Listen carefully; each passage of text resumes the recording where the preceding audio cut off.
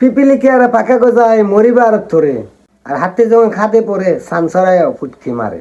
এটা হলো বাস্তব কথা।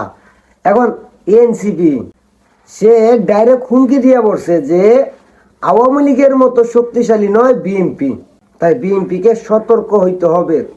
চিন্তা করতে পারেন, 2 দিনের যুগই বাতের বলে অন্য। বিএনপির মতো একটা প্রভাবশালী দল তারা হুমকি দিয়ে দেয় কথা নাকি সতর্কভাবে বলতো। শুক্র 3 দিন হয় না রাজনীতিতে আইছে, আর আইসাই বিএনপির মতো একটা দল হুমকি দিয়ে দিছে। ভাবতেও কষ্ট লাগে, কারণ এরা যে এখন বিএনপির আব্বা ডাকবো 2-4 দিন পরে, এটা ওরা তার ভাবে নাই।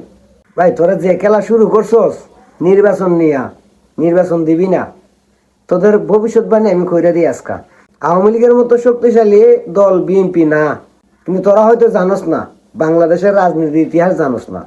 খালি তো রাজনীতিতে পাড়া দিছস, কলেজ জীবন শেষ কইরা স্কুল জীবন শেষ কইরা, ওই জন্য রাজনীতি সম্বন্ধে ধারণা এখনো হয় নাই। তোদেরকে মনে করে এতেই এরশাদের পতনের আন্দোলনের কথা মনে করিস, ওই ইতিহাসটা দেখিস। বেগম খালেদা জিয়া যখন একবার চাইছিল যে ক্ষমতায় টিকে থাকবে, তখন তারা কিভাবে নামানো হয়েছিল, ওই ইতিহাসটা একটু পড়িস। ফখরুদ্দিন কিভাবে ক্ষমতা থেকে নামানো হয়েছিল তারে, ওই ইতিহাসটা একটু পড়িস। আওয়ামী লীগের মতো একটা দল কিভাবে নামানো হয়েছে ক্ষমতা থেকে, শেখ হাসিনা দেশ থেকে চলে গেছে, ওই ইতিহাস তো তোরা জানোস। মনে রাখিস, বাংলাদেশের রাজনীতির ইতিহাসে বলে যেই ক্ষমতায় বেশি জুলুম দেখাইতে যায়, সব রাজনৈতিক দল এক জায়গায় হইয়া তারে এক কেলা বাজ দেয়। যেমন দিছিল এরশাদরে, তেমন পরিণত হয়েছিল বেগম খালেদা জিয়ার, যেমন পরিণত হয়েছিল ফখরুদ্দিনের, আর এখন হয়েছে আওয়ামী লীগের। তো বেশি লাফাইস না, বেশি লাফাইলে আওয়ামী লীগ আর বিএনপি এক কাতারে দাঁড়ায় যাইব, আর তখন এনসিপি জামাত অস্তিত্ব বাংলার মাটিতে খুঁজে পাওয়া যাইব না।